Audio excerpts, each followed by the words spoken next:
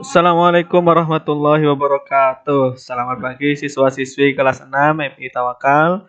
Eh, Sekarang kita akan memasuki pembelajaran tema 4, yakni menghasilkan, menyalurkan, dan menghemat energi listrik. Yang pertama kita belajar pembangkit listrik. Apa itu pembangkit listrik? Pembangkit listrik adalah peralatan yang berfungsi mengubah energi tertentu menjadi energi listrik. Energi tertentu ini banyak ya, ada energi angin, air, matahari, dan sebagainya. Minyak bumi, energi uap ya. Nah, kenapa kita bisa merasakan listrik saat ini? Karena ada pembangkit listrik. Pembangkit listrik inilah yang menghasilkan energi listrik. Kemarin kita sudah belajar tentang listrik ya, rangkaian seri dan rangkaian paralel. Nah, untuk macam-macam pembangkit listrik, kita akan bahas satu persatu. Yang pertama adalah pembangkit listrik tenaga air atau disingkat PLTA. Seperti pada gambar di sini, jadi ini memanfaatkan air, dibuat sebuah bendungan, nanti air itu akan dialirkan melalui saluran tertentu untuk memutar turbin. Nah, nanti ketika turbin itu bergerak, dia mengubah energi potensial menjadi energi gerak. Selanjutnya akan disalurkan ke generator. Nanti generator itu yang mengubah energi gerak dari turbin menjadi energi listrik. Dalam lingkup kecil dinamakan pembangkit listrik tenaga mikrohidro atau PLTMH. Ya, kalau lingkup kecil itu maksudnya misalnya dengan aliran sungai atau aliran irigasi. Itu biasanya terdapat di pedesaan atau daerah-daerah kecil ya. Bedanya hanya nanti ketika PLTA itu dia berskalanya besar. Kalau PLTMH dia berskalanya kecil. Kemudian yang kedua ada PLTB, yakni pembangkit listrik tenaga bayu atau angin, ya. Seperti pada gambar, jadi ini memanfaatkan angin. Nanti ketika angin itu berhembus akan memutar kincir angin. Sama konsepnya dengan pembangkit listrik tenaga air. Nanti ketika kincir berputar, itu akan memutar turbin dan mengubah menjadi energi gerak. Kemudian nanti generator akan mengubah energi gerak menjadi energi listrik. Selanjutnya ada PLTU, pembangkit listrik tenaga uap. Nah, ini ada gambarnya. Pembangkit listrik tenaga uap. Dia menggunakan uap hasil pembakaran. Misalnya salah satunya pembakaran batu bara. Pembangkit listrik tenaga uap ini salah satu contohnya ada di Python ya. Kalau kalian sering pulang ke Jawa itu kan lewat Python. Terus ada PLTP, yakni pembangkit listrik tenaga panas bumi. Seperti pada gambar ini. Selanjutnya ada pembangkit listrik tenaga diesel. Jadi ini menggunakan mesin diesel. Jadi ini berskala kecil ya. Bisa menggunakan minyak bumi, nanti ketika diesel dihidupkan itu akan menghasilkan energi listrik. Selanjutnya ada PLTS, pembangkit listrik tenaga surya. Ini menggunakan namanya panel surya. Jadi nanti panel surya itu akan menyerap energi matahari, energi cahaya matahari, dan nanti akan mengkonversikan atau mengubah menjadi energi listrik.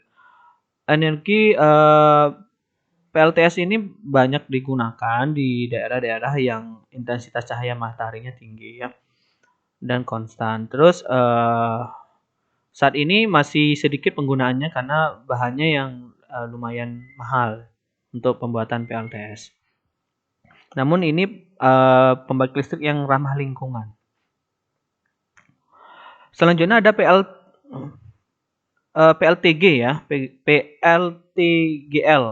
Ya, ini salah ketik, PLTGL. Pembangkit listrik tenaga gelombang laut. Ini memanfaatkan gelombang laut.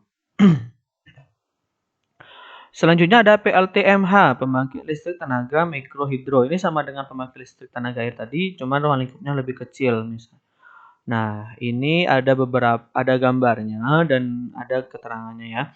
Memanfaatkan beda tinggi dan jumlah debit. Jumlah debit itu jumlah air yang mengalir tiap satuan detik. Yang pertama ini adalah aliran sungai. Ini aliran sungainya. Jadi kemudian ada dua itu saluran air. Nanti aliran sungainya itu disalurkan melalui saluran air untuk memutar kincir air. Nah, kincir air atau turbin. mengubah energi potensialnya menjadi energi gerak. Nah, nomor 4 ini adalah penghubung turbin dengan generator. Nomor 5-nya ini adalah generator untuk mengubah energi gerak menjadi energi listrik.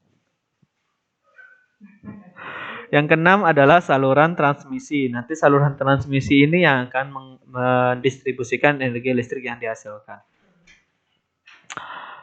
Penyaluran energi listrik. Nah, di sini ada gambar penyaluran energi listrik. Jadi ketika energi listrik itu didapatkan dari pembangkit listrik yang tadi, itu akan disalurkan ke rumah-rumah melalui proses-proses berikut. Yang pertama adalah nanti ada transformator naik atau trafo naik. Nah, trafo penaik tegangan ini untuk menaikkan tegangan hingga 500 kV ya, agar listrik yang mengalir saluran tidak terlalu tinggi. Nah, kemudian setelah ke trafo, dia akan ke gardu induk. Nah, nanti di gardu induk itu melalui sutet. Sutet itu singkatan saluran udara tegangan ekstra tinggi. Setelah melalui ke gardu induk, nanti akan ke trafo distribusi.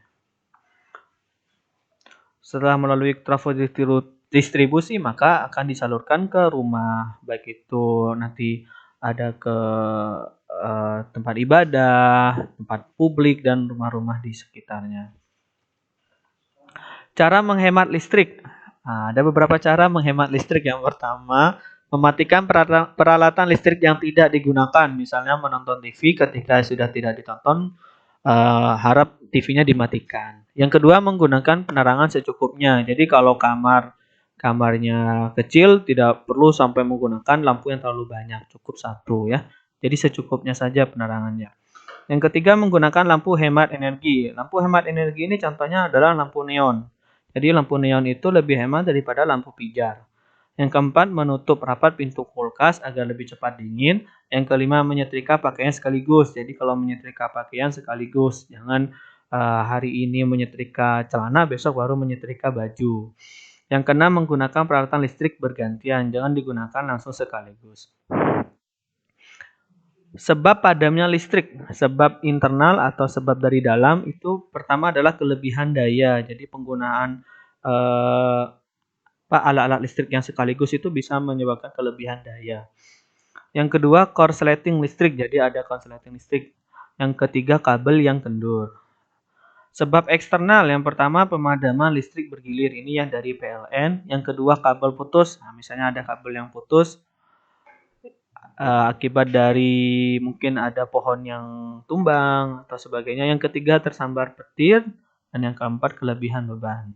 Demikian untuk penjelasan tema 4 pagi hari ini. Terima kasih. Wassalamualaikum.